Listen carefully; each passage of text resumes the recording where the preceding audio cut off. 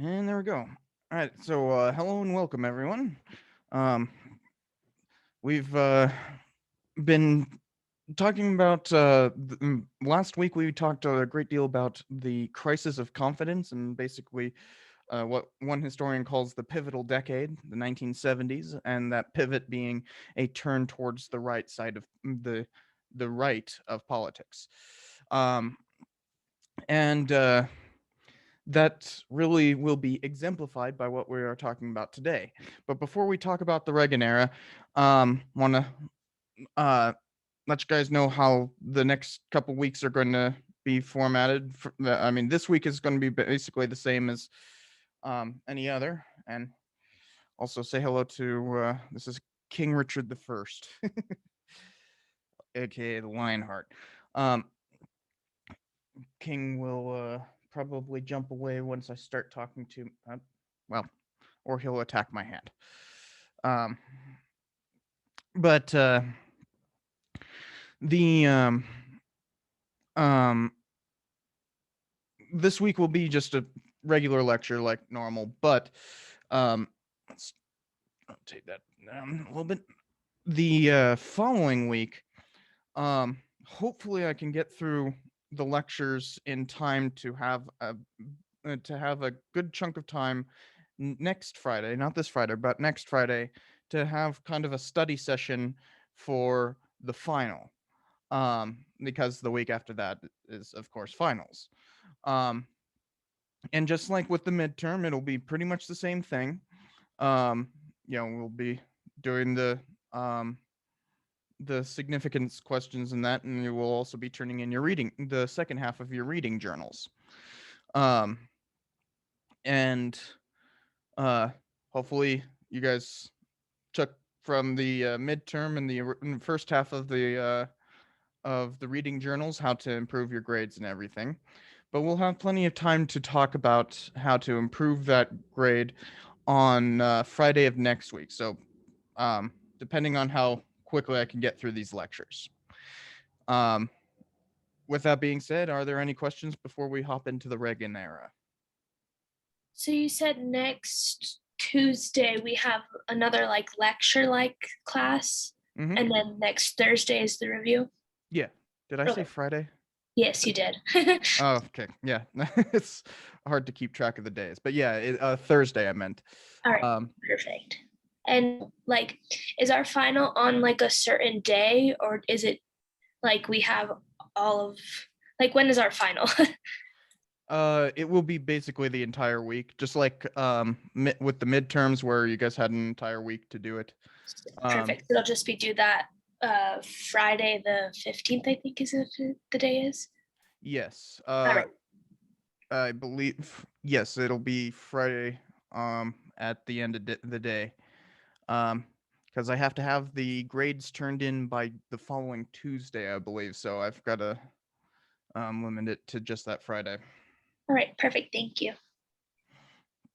Any other questions? Cool. Let's hop into the Reagan era. Share screen. There you go. So we left off last time with the rise of Reagan, right at the end of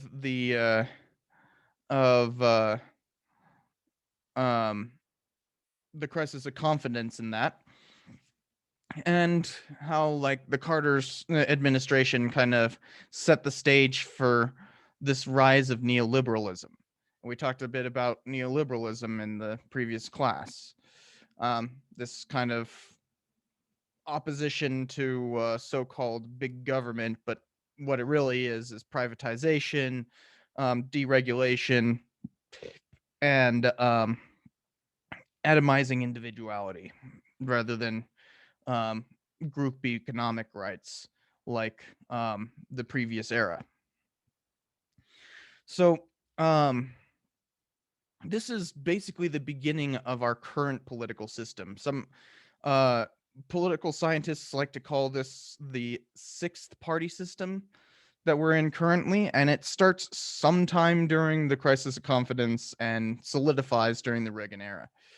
Um, And we'll see that Reagan kind of solidifies a lot of the way that we uh, do government today, and how we discuss it and all those kinds of things. Um, and most prominently, especially with this triumph of neoliberalism, was uh, thank you, was Reaganomics. Um, so uh, you'll see that in terms of even today, we will still be talking about um, you know all these things that Reagan tried to reduce. So the main idea with neoliberalism and Reaganomics being the first like full institution of it, um, is this idea of instead of trying to create a social safety net and bolster um, the lower classes, it is instead what is often called trickle down economics, um, although more accurately called neoliberalism. And the idea is, of course, that um, by making it easier for the upper classes, CEOs and all that kind of stuff, to profit from their corporations, that they will create a larger job base, so that um, there's more jobs and more prosperity and all that kind of stuff, and there's no need for a social safety net when you have corporations creating enough jobs for the economy anyways. Now, um, it's debatable if this ever actually worked out as the neoliberals always said it would. Um, in fact, I'm very much in the camp that it hasn't, if you couldn't tell. But the main tenets, you will see both parties now espouse basically the same thing. Um, every president since Carter has been a neoliberal, has taken on aspects of Reaganomics. So the one of the main things is all of these kinds of reductions in government power, supposedly reductions in government power, trying to reduce taxes. So, for instance, Reagan actually had a major tax cut right at the beginning of his administration in 1981, although he ended up raising taxes in 82 and 83. Um, but they never reached the previous level that they were at. Um, for instance, in the 1950s, the marginal tax rate, basically people who were making over $100,000 at that point. Nowadays, the marginal tax rate is at $350,000. But if you make over that amount, you would be taxed 88% of it throughout a good chunk of the 1950s. So that was when the US was doing its best, and it had that much of a marginal tax rate. Since Reagan, the marginal tax rate has hovered around 35%, um, and remains so today. It'll fluctuate, but Reagan really brought it down hardcore. Um, and even with his tax raising in 82 and 83, it never hit what it was before. Um, he he tried to reduce spending on government programs by eliminating government programs. Um, especially any kind of welfare programs. He went after all that great society stuff that we talked about with LBJ. Um, a lot of those programs were eliminated, but it actually didn't come out to being that much spending. The one thing that he did try to go after and just simply couldn't was Social Security. And Social Security, being a Great Depression leftover, still remains with us today. And Reagan found out really quickly that it is what's called the third rail of politics. Third rail being the electrified rail on a subway that powers the subway. So you don't want to touch that third rail, otherwise you'll get electrocuted. Um, and Reagan found out the hard way that you do not cut Social Security. Um, Also, with all despite going after all of this stuff, he actually greatly increased defense spending throughout his period, and we'll get to that. But it's a bit of a lie that Reagan was about decreasing spending. He was about decreasing spending towards welfare, not towards the government as a whole. Um, the Then there was, of course, reducing regulation. So he deregulated a bunch of industries, kind of following that same trend that Carter had set before him. Um, but especially he went after the EPA, a Nixon era administration that, of course, is still with us today and still regulates the environment. But Reagan used his power to appoint leaders, especially within the EPA, to appoint people who would not enforce the law, essentially. Um, and basically force deregulation through appointments. Um, you can tell this is not something unique to either party anymore, but Reagan started it.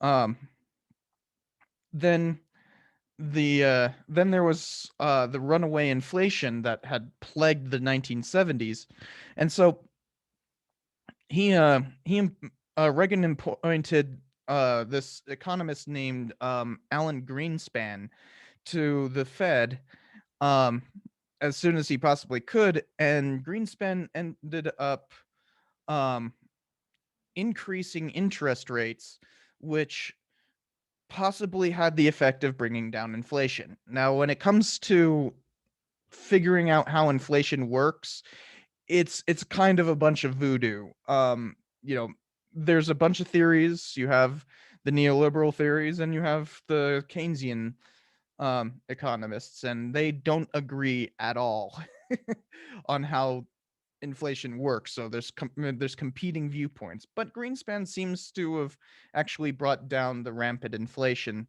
that plagued the 1970s. But of course, with this massive change in the way that the government was regulating the economy, reducing all these different things, this led to what's sometimes called the Reagan recession. Um, Now, mind you, the 1970s were pretty bad as it was. In 1980, in 1981, when Reagan assumed the presidency, the unemployment rate was at 7.2%. Um, by the end of the year, it had gone all the way up to 10.8%. So in the expanse of a year, this Reagan recession was very clearly afoot. Um, Now, supposedly unemployment recovered um, throughout his presidency, but in fact, when he left the presidency in '89, it was actually at 7.4%. So um, unemployment actually kind of got worse during the Reagan recession.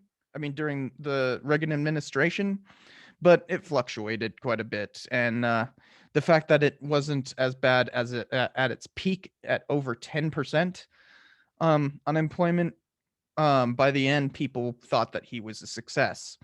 Um, Also, economic inequality steadily increased throughout um, his presidency. So a standard measure for measuring economic inequality is called the Gini index, or Gini coefficient, whichever one you want to talk about. It's takes the lower 10% of the economy what their average income is, and compares that to the upper 10%. And so the higher the coefficient, the higher the difference between those, the greater the wealth disparity. And in 1979, um, it was 35%. I mean, it was a coefficient of 35, and in not, by the middle of Reagan's term in 1983, it was 40. So it had raised 5. And today, well, this is 2018 numbers, but in 2018, it's actually gotten worse since then. So, you know, just realize this is even worse, but in 2018 it was 48.5. Um so this despite all of this massive inequality that was coming out of Reaganomics, and that um the fact is, people like to look at the upper crust and see their success rather than the people who are suffering because of this growing inequality. Um, and so Reagan actually got reelected by a landslide. His opponent in 1984 was about as milk toast as as it can get, Walter Mondale. Um, the Democrats just um, did not field a good opponent, and so Reagan got reelected with a landslide. Um, but Reagan did uh, try to bring about um, changes throughout his presidency that would supposedly help regular people, such as reducing taxes.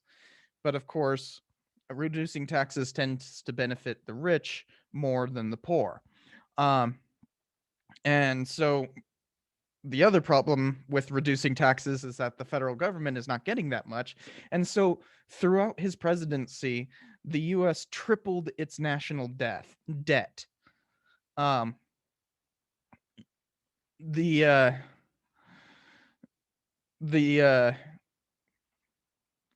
the deregulation of the economy brought about what are called adjustable rate mortgages, and we will see in the next lecture how well that went. We actually still have adjustable rate mortgages nowadays, but they're not as bad as they were back in 2008. Um, but this started with the deregulation, and um, the middle of his second term in 1987, the stock market actually experienced its greatest crash in its entire history in 1987. The Dow Industrial Average, kind of the metric that we use for telling how well the stock market is doing, which takes the top 40 industrial companies and averages them together. Um, the Dow fell 22.6% in a single day. Um, Largest crash in stock market history, but the economy did not feel it because it quickly recovered. There's actually a lot of debate as to what the heck caused it. Nobody knows. It's just randomly crashed. Um, Another thing about Reaganomics is that uh, Reagan started taking a harsh social stance against unions. Um, Starting right off at the beginning of his administration, there was the traffic controllers for airports, and that went on strike throughout the country. And since they are technically federal employees, Reagan fired all of them for striking. Every single one. That is over 11,000 people that, because they were striking, he just straight up fired them and rehired them. Caused a huge problem in terms of airport safety, resulting in the deaths of more than 500 people throughout the following year. But um, this is generally viewed as a huge success in terms of union busting, because the what is it called, the Professional Air Traffic Controller Organization, um, still exists, but does not have a high amount of membership, nor is it particularly willing to go on strike anymore after such a thing.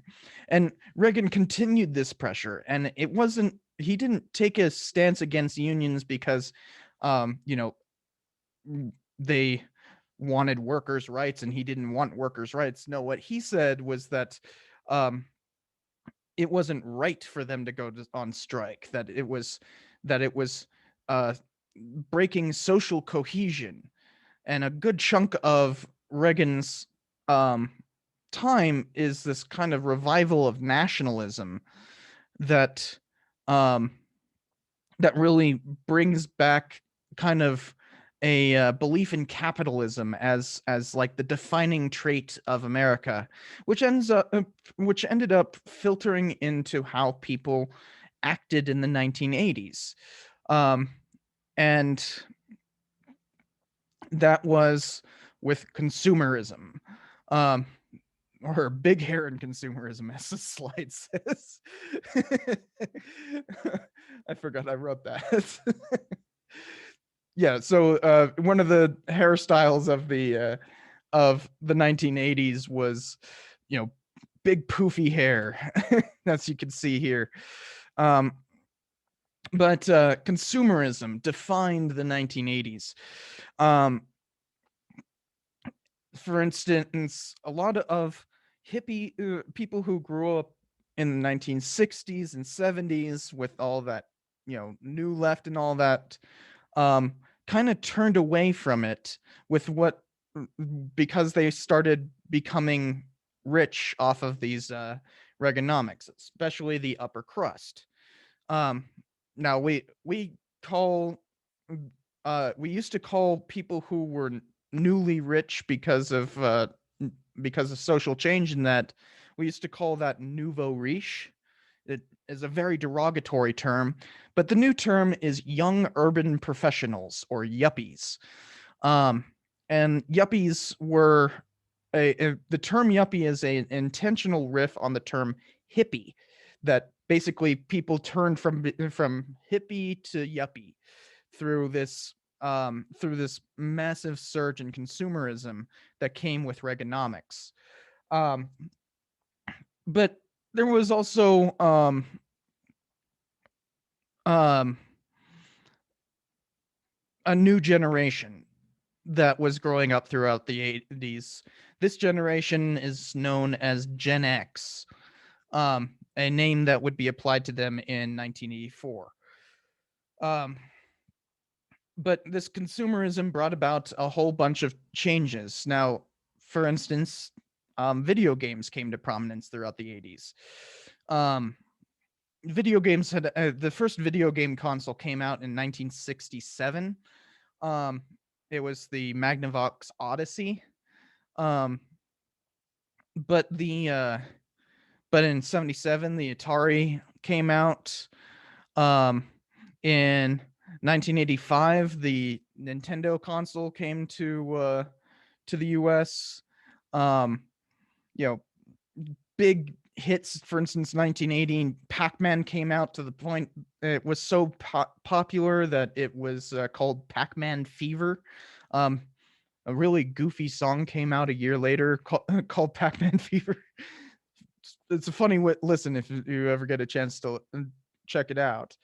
Um, but this became such a powerful thing that in 1984, um, I mean, in 1986, the USSR, our basically bitter enemy, even joined into the video game craze in the United States by porting over Tetris to the United States. Um, so massive influx of that, to the point that the video game market went into a what seemed like a death spiral in 1983. Um, they simply could not make enough money off of all the arcades in that, and that's why it's called the Nintendo Entertainment System rather than the Nintendo video game console, because Nintendo didn't want to be associated with video games because it crashed so badly. So there's a boom and bust to all this. At the same time, there's computers coming out. The IBM PC came out in 1981, which is the basis of basically all computers today. Um, and the Commodore 64 a couple years later, alongside the the first IBM clone, and when the Mac came out in 84 and Windows came out in 85. So there's this big um, jump in terms of consumer technology. Um, Even cable TV started in the 1980s. The first actual cable, well, it was mostly satellite, started in 1972 with HBO. Um, TBS was the first cable television in 1976, where you could actually get a cable to your house rather than having to do it uh, over satellite. And this this started the moving the ball towards having more cable television, and this was like a special luxury item. But it was to the point that in 1980 CNN came to prominence. So you can see there's this big buildup in consumer technology, and this also requires a lot of money. And so the upper crust is doing great, and that's how a lot of Gen Xers will remember the 80s, is this, just kind of cool time, completely forgetting all the economic inequality that came from it. Um, Hollywood, I mean, with things like CNN and that, there was also a big change in how radio could work. So any kind of broadcasting since 1949 had operated under what was called the Fairness Doctrine, that required all broadcasts to to present political issues in a quote honest, equitable, and balanced manner. Um, this was steadily eroded away through freedom of speech, but with Reagan's appointment of the FCC chairman, he used that deregulation power to basically end the Fairness Doctrine, which allowed for conservative talk radio to become a thing. And people, um, this really started a rightward trend in terms of popular media, um, in terms of broadcasting. So you had things like Fox and um, Rush Limbaugh and things like that, where you have conservative talk shows that basically wouldn't be able to pass muster if they were under the Fairness Doctrine. Although Fox is on a cable network, which was never regulated under the Fairness Doctrine. Um, this kind of rampant consumerism also um, brought about um, a big wave of blockbusters in Hollywood, which we're still kind of in the blockbuster era. Um, Up until this point, Hollywood really didn't depend on blockbusters to to be successful. It was more of a steady flow of stuff. You'll notice now that major studios might put out only like 3 or 4 movies a year, whereas back in the 60s, they'd be putting out like 3 or 4 a month. So um, they're becoming more and more reliant on these big blockbusters, and that starts, well, really starts in the late 70s, with things like Jaws in 1975 and Star Wars in 77, um, and Superman in 78. Um, but these big blockbusters really hit their stride in the 80s. You just have hit after hit after hit. Um, and to the point that in 1984, the Hollywood rating system had to add the PG-13 label so that they could stop labeling things R, um, but still allow teenagers to go to the movies. So if you are 13, you're allowed to go see a PG-13 movie, whereas there was no in between on that. It was either PG or NC-17 or R. Um, and that was a creation of this blockbuster era, this need to appeal to yuppies kids, the Gen Xers. Um, Same thing with pop music. If we have time, we'll go through some of this, but um, there were two new genres that really hit their stride throughout the 80s, and kind of defined the sound. It was new wave and hair metal, um, both of which um, kind of appealed to this rampant consumerism rather than the acid rock of the 60s and 70s, where it was you know all about politics and that. Now they're talking about girls and sex, um, or practically nothing with new wave, where it's more about the sound. Um, of course, um, as I keep on hinting at, this was not the best of times for those who were not yuppies or the kids of yuppies. Um, Throughout the 80s, the AIDS crisis became AIDS being a immunodeficiency. It's acquired immunodeficiency. Um, se- I don't know, remember what the S stands for, but basically, um, the HIV you contract the HIV virus, then um, your immune system shuts down and you become highly susceptible to diseases that you would not contract otherwise. And this started off as kind of a open question as to what was happening in the early 80s. For instance, it um, affected gay people particularly, um, and to the point that it was originally called GRID rather than AIDS, which basically people would simplify it to calling it the gay plague.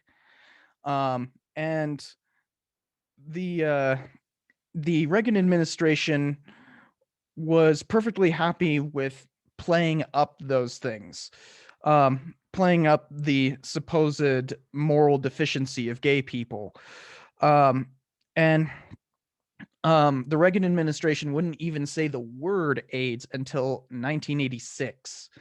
Um, and by that time, it had gone from just an epidemic to full on pandemic. Um, AIDS is the worst pandemic in American history. It's taken something like 3 million lives. But at this point, it was just ramping up. And um, the Reagan administration used all the decadence of pop music and that, and the association of this stuff to blame it all on their culture, on their rather than you know obviously this is a disease that needs to have the Center for Disease Control, the CDC, actually start dealing with it. you guys have been hearing a great deal about this Fauci character in recent because of the coronavirus. Well, he got his start at the CDC fighting the AIDS crisis. Um, there is a helicopter right above my house for some reason. That's great. Um, yeah, even my cat's trying to hide away from the sound. But Fauci was folks like Fauci were eventually allowed to actually start taking account of it, but it wasn't until well into the crisis. Um, at the same time, Black communities were being hit by a new drug. Um, Cocaine had become popular in the late 70s, but it was really expensive. So yuppies could afford this new fashionable drug. Um, but poor people who you know were often quite Black people in particular are affected by poverty worse.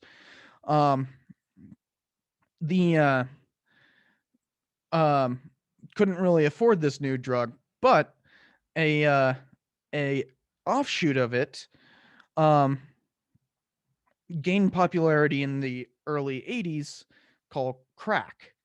Crack is a muddled form of cocaine.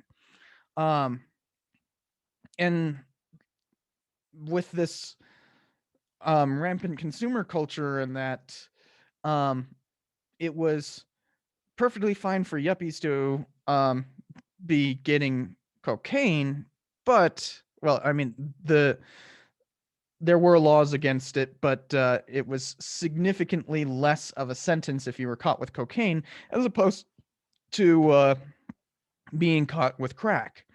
So the Reagan administration ended up pumping up the drug war throughout this and basically criminalizing drugs that affected poor people, especially Black people, worse. Um, now this became quite the epidemic throughout Black communities to the point that the mayor of Washington D.C. was caught in a crack den at one point. Um, but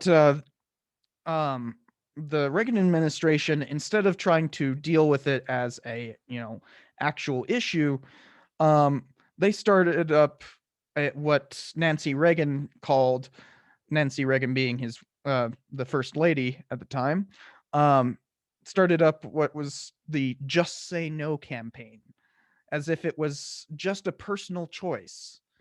Um, so this also led to the 1987 creation of the Drug Abuse Resistance Education, basically trying to educate people to just say no. Problem with that is that they showed off a bunch of drugs and how to use them, and this is kind of considered to have had exactly the opposite effect. uh, it's called Dare, and there's a reason why Dare doesn't exist anymore. It basically had the opposite effect. Um, this also this was um, spurred on by international problems as well, because the drug trade was an international trade, especially in Latin America.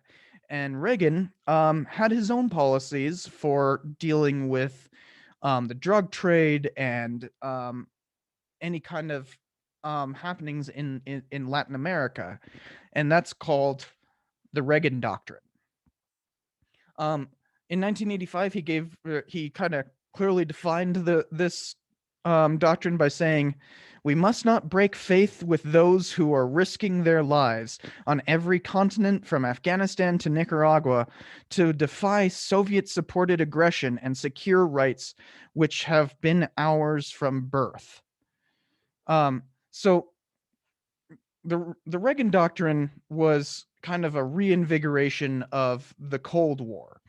Um, he was a consummate Cold Warrior, and um, you might remember that during the 70s there was detente, but then the Soviets invaded Afghanistan, and Iran had their revolution in 79. Both things happened in 1979. Um, but um, at the same time, the West was amping up aggression towards the Soviet Union as well. For instance, Margaret Thatcher came to power in 1979 as a conservative prime minister in the UK, and she basically cut all detente ties with the Soviet Union before they even invaded Afghanistan. Um, and This became kind of an a effort to roll back the Soviet Union, but it also was a domestic thing. You know, we've talked a bit about the Red Scare. Well, Reagan kind of had his own mini Red Scare throughout his presidency, constantly saying that like new school curriculums are imposing communism and that kind of stuff. There was a real culture war that began during the Reagan administration, and we really haven't left it. Um, we just saw just uh earlier this year was the release of that 1776 report, which claimed that you know people professors like myself are indoctrinating you guys into communism somehow. um and this is culture war rhetoric that began with um the Reagan Doctrine. So it's not just about foreign policy, but it's about supporting foreign policy. And um, one of the ways the uh, that the U.S. started trying to roll back the USSR was um, creating free trade agreements, essentially saying that corporations that are functioning internationally will not be able to be nationalized because of free trade.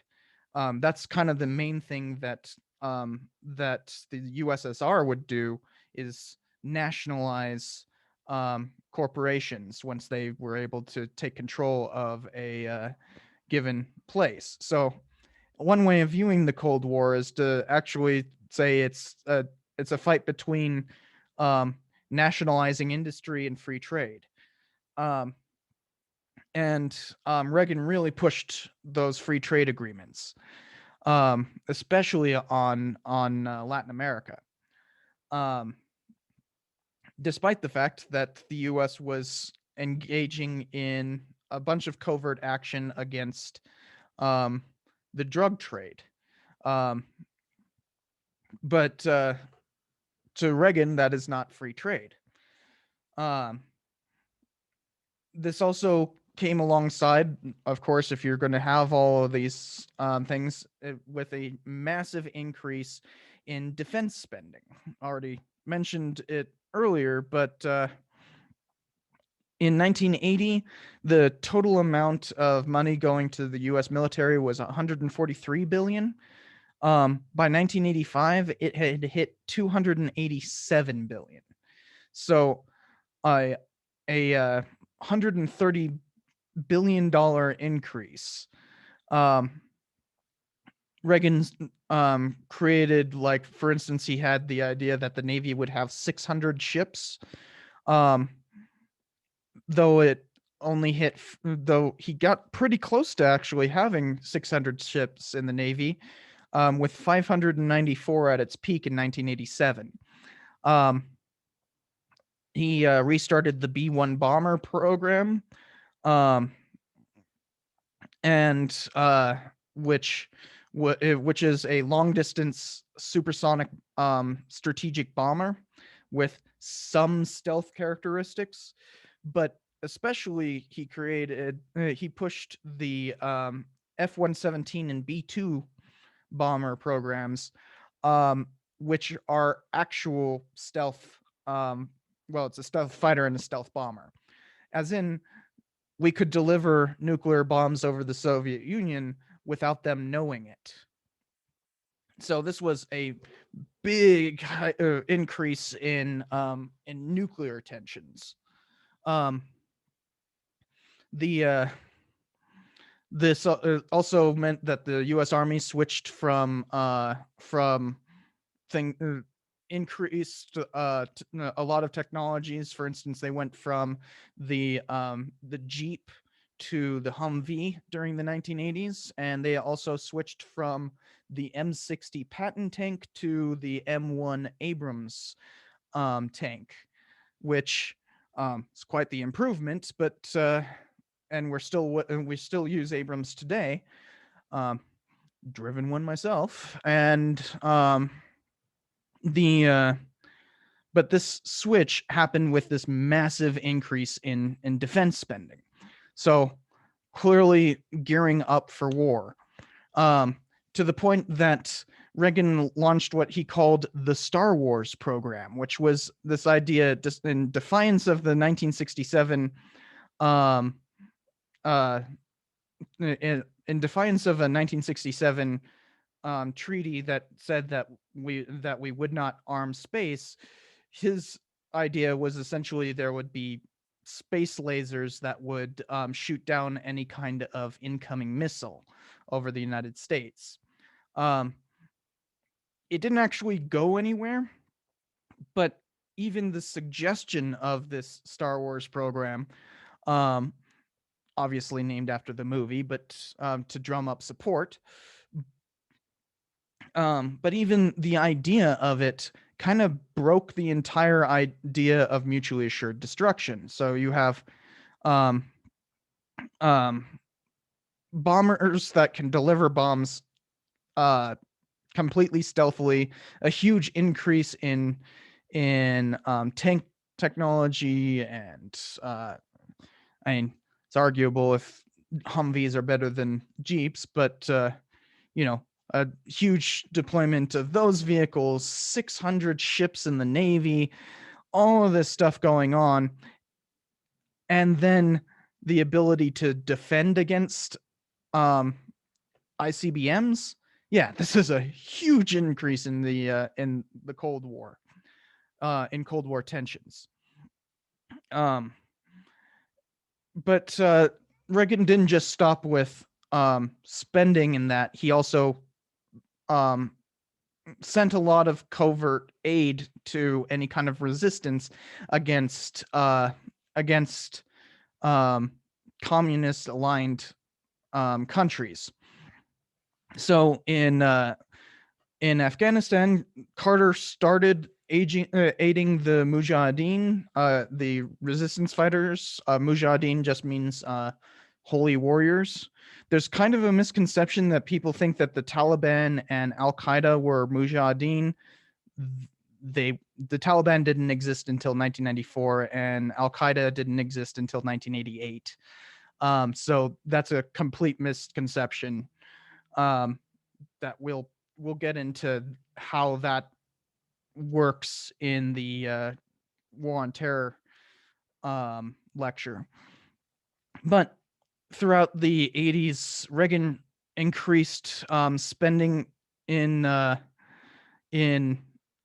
to fight to help the Mujahideen, which we funneled through Saudi Arabia and Pakistan to Mujahideen fighters. To the point that in 1987 we were spending $630 billion a year on this fight in Afghanistan, even though we were not technically involved. And even a year prior, the U.S. Had created the Stinger missile program, where we would send these anti-aircraft missiles that can be shot from a shoulder, which really changed the game in terms of where the Mujahideen could operate in Afghanistan, and really showed that the USSR was in a quagmire and they wouldn't be able to get out of it. So the then president, the then general secretary of the Communist Party in uh,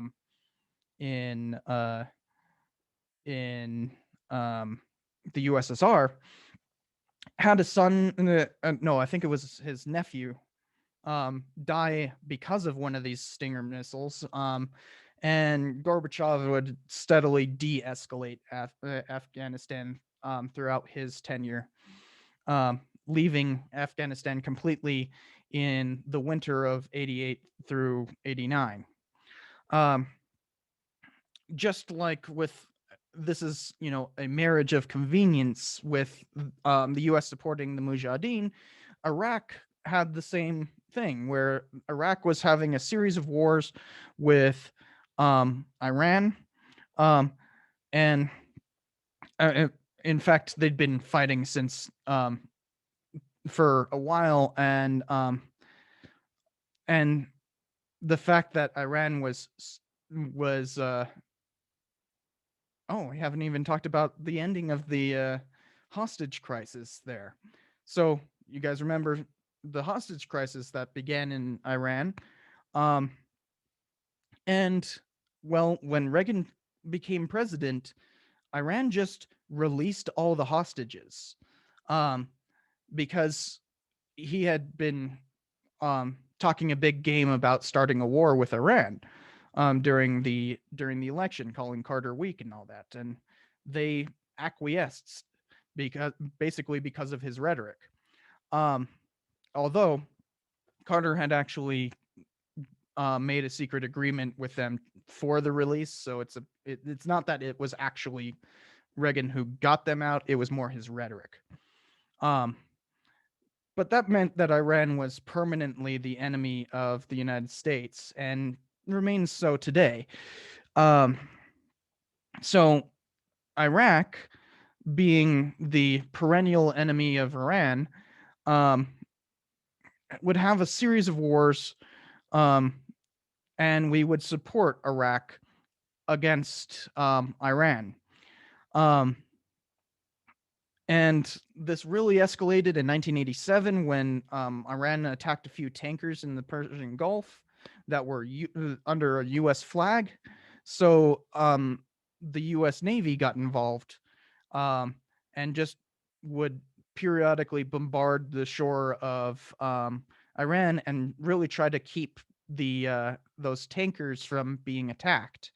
So the tanker war was actually had direct U.S. involvement. Of course, in 1988, this kind of flipped on Iraq because um, Saddam Hussein, the leader of Iraq, turned around and gassed his own people up in Kurdistan.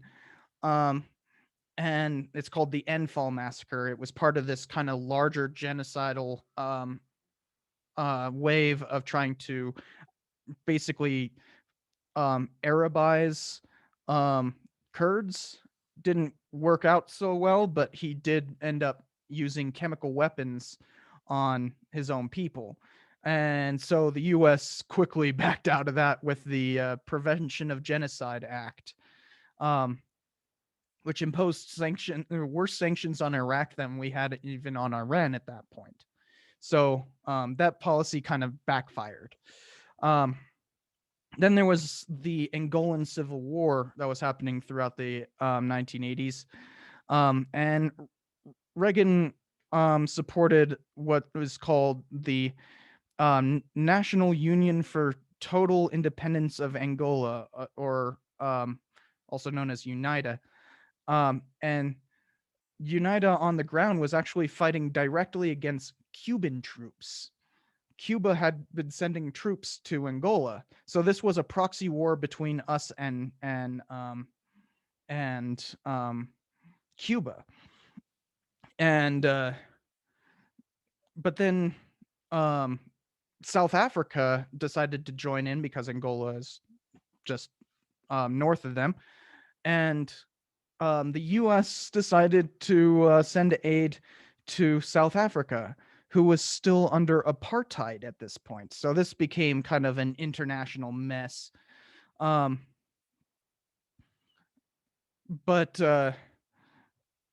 Reagan eventually lost that fight because the Congress passed what was called the Comprehensive Anti-Apartheid Act. He did try to veto it, but it was passed over his veto. Um, that divested U.S. trade and aid from South Africa, basically taking us out of the Angola Civil War. Um, so you can see there's a number of these things where Reagan is really trying to push um, more proxy wars, more defense spending and all that kind of stuff. But his kind of crowning achievement came in 1983 when, after a 1979 coup in Grenada, an island in the Caribbean, it was a communist coup in 1979. And the thing with these things, for instance, we saw it in Afghanistan as well, is that like you see these communist coups and then they start infighting over who's supposed to be the leader, and they end up killing each other in that. And so the U.S. invaded in order to stabilize it, and to basically bolster the opposition party that was still around, even though they were quickly being assassinated by the communists. Um, this was kind of the opposite of the Angola Civil War, where Cuba was sending troops and we were sending aid. This time, Cuba was sending aid and we were sending troops. But we sent only a small force to Grenada and managed to take over it in 4 days. Um, Complete control, and the U.S. forced the reinstitution of the former government there. So that was a big policy win. The U.S. actually went in, stopped communism from spreading, and um, and you know actually imposed a bit of stability. Um, that was not the case for what became Reagan's biggest scandal, the Iran Contra affair. So throughout the late 70s and early 80s, there had been a great deal of hostage taking throughout Lebanon. The U.S. had been involved in Lebanon. We'll talk about that in a week. But um, you know, American hostages kept on being taken in Lebanon, and by 1980, Iran had their revolution in that, and they supported the creation of a group called Hezbollah, this kind of terrorist organization that is loosely tied to Iran. And in order to get back those American hostages, in 1981, the U.S. started selling arms to Hezbollah that actually was being worked through um, connections in what's called the Islamic Revolutionary Guards Corps, which was kind of Iran's version of the CIA, but with this kind of Islamist intent. So really, we were selling arms to Iran to purchase back those hostages. So don't let anyone tell you that Reagan didn't negotiate with terrorists. He absolutely did. But the events in Nicaragua were going to connect these things in a very odd way. So while we're dealing with buying back hostages in Lebanon through Hezbollah being basically an arm of Iran at this point, there'd been a revolution in Nicaragua with a group of people called Sandinistas. Sandino, the person they're named after, was a Nicaraguan revolutionary back when the U.S. had actually controlled Nicaragua for 20 years, starting in 1915 uh, when Woodrow Wilson invaded. We would remain there all the way until 1934. And the last kind of person who was fighting against U.S. occupation in Nicaragua was this guy named Sandino.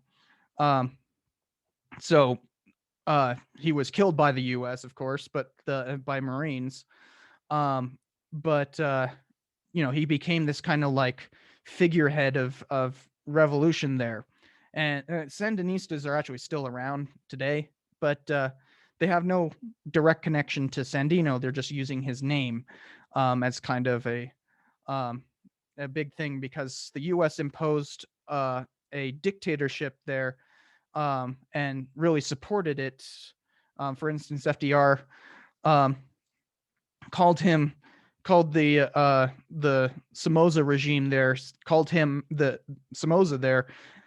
He might be a son of a bitch, but he's our son of a bitch. Um, so the U.S. really supported the Somoza regime at least until it started engaging in drug stuff and also assassinating political rivals and that's what brought the Sandinistas. Um, and the U.S. supported them, supported the opposition, these guys named Contras, which just means, opposite. Um, the Contras, of course, ended up engaging in drug running. They were shown to have connections to like the crack epidemic and all that. So in 1982, the U.S. The Congress passed what's called the Boland Amendment, which outlawed any U.S. support of Contras. But this is where it gets funky. The CIA kind of used the last of their funding to continue support, but Reagan figured out a way. Well, we don't know if it's Reagan, but the Reagan administration figured out a way of funding the Contras without going through congressional funding, and it was through those deals with terrorists that we were talking about before. So Hezbollah negotiated more arms sales. That those arms sales, instead of going towards paying for hostages, were instead using that money as dark money that could go to the Contras. It was kind of a brilliant scheme. They weren't technically violating the Boland Amendment because it was from this other program. But despite this legal loophole, it was quickly discovered in 1986 because one of the people in Hezbollah who had been negotiating all of this, King, stop. One of the people in Hezbollah who had been negotiating all of this ended up blabbing to the New York Times. Terrible way to keep up a conspiracy is when one of your head conspirators are boasting about it. So the Senate started having hearings about this in 1986. It wasn't in New York Times. It was in Ashira magazine. The New York Times picked it up from there. But basically, the Reagan administration needed somebody to blame, and so this guy right here became kind of the figurehead of all this. He said that he was running this entire operation on his own, but also wasn't willing to divulge any information about it. And this guy's name is Oliver North. And Ollie North shredded all the documents he could before these hearings and all that kind of stuff, and basically covered up the entire administration, despite the fact that he was working directly under the then CIA chief George H.W. Bush. And then eventually, that same CIA chief became vice president under Reagan. Um, so a lot of kind of obvious connections, um, but because there was um, this all that those documents being shredded and all that kind of stuff, um, this couldn't go anywhere. Um, but it does show kind of the overwhelming amount of hypocrisy of a lot of the Reagan doctrine. Um, you know, there's negotiating with terrorists, um, basically supporting Iran through arms sales, um, supporting drug runners during the crack epidemic, um, massive spending on all of this kind of stuff, and trying to use black money, despite the fact that like neoliberalism is supposed to be about like decreasing spending. Um, and Reagan's whole idea of cowboy etiquette, the thing that like he always boasted about how he was inherently moral, he was unwilling to take the blame for his own thing. And yet despite all of this and George Bush's connections to it, in 1988, since Reagan was term limited to 2 terms, his vice president ran, George H.W. Bush, who had been the CIA chief before this, um, won in 1988. It was actually a pretty close election, but Dukakis is the Democratic nominee for the 1988 election, um, was constantly made fun of for being weak on crime and communism, and was constantly called a Massachusetts liberal, kind of referring to Ted Kennedy, who had been disgraced through at Chappaquiddick and all that. So, but Bush made a promise that he wouldn't be able to keep, which he said that he wouldn't raise taxes. In fact, he is famous for saying during the election, "Read my lips, no new taxes." Um, he would end up raising taxes because of the events that would come right after the fall of the USSR. Now, I don't need to go too deep into how the USSR fell, but there's a kind of a big misconception that like the the US defeated the USSR. They kind of defeated themselves. Mikhail Gorbachev created a restructuring program called Perestroika, or restructuring, which was supposed to kind of make the USSR less totalitarian and all that kind of stuff. This kind of was revealed to be half-assed when in 1986 the Chernobyl disaster was attempted to be covered up, and you can't really cover that up. And so Gorbachev created a policy of openness, or glasnost, and I'm going to try to say this in Russian, but I'm probably going to fail. Democratization,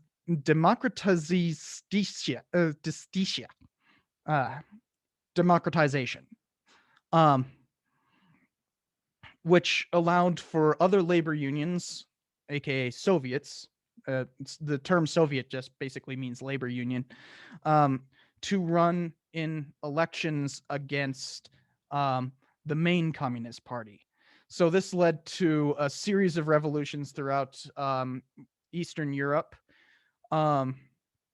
starting off with the Solidarity Party. Well, starting off with the Baltic states, then Poland having their part of the Solidarity Party, really kind of symbolizing the end of all this, leading to the fall of the Berlin Wall. And with all of this going on, Chinese people think that they can also take, they can kind of benefit from these this democratization, and so they turn a funeral in the main square in Beijing for this guy named Hu Yaobang. Um, they turn it from a funeral into basically a large protest, and um, the Chinese Communist Party, of course, squashed it down. They say they only killed 18 people, but estimates range from 40 to hundreds who died in Tiananmen Square.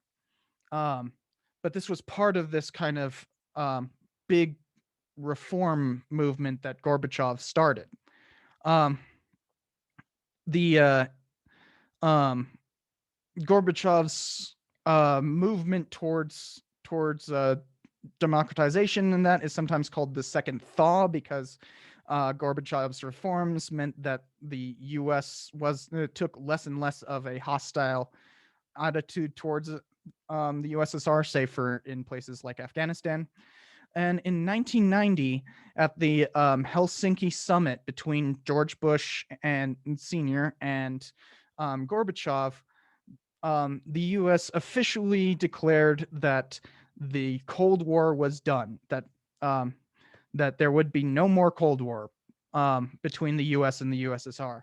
Of course, the USSR wouldn't last another year, because in 1991 they had a coup against Gorbachev, who was of the more stalwart communists who thought these reforms were going to destroy the Soviet Union, and that backfired because Gorbachev resigned, and the USSR couldn't stay together. It dissolved in December of 1991. Um, so with all of that happening, with the fall of the USSR, ultimately neoliberalism, which was what the US was under and so much of the rest of the world was under now, um, was the only thing left triumphant. Now, we don't have much time left. We have 2 minutes. So hold on a second while we don't have any time to do a discussion or anything. But you can see that um, the Reagan doctrine had some successes, although Iran-Contra was quite the failure. But then the USSR fell anyways, and that left Reaganomics, Reagan's particular policies, the dominant policy around the world. So almost by happenstance, neoliberalism has been the main mode of thought, the main economic ideology, not only in the US, but in the world ever since. So, and if anybody couldn't follow that or anything, go ahead and ask any questions. Otherwise, have a good day, everyone.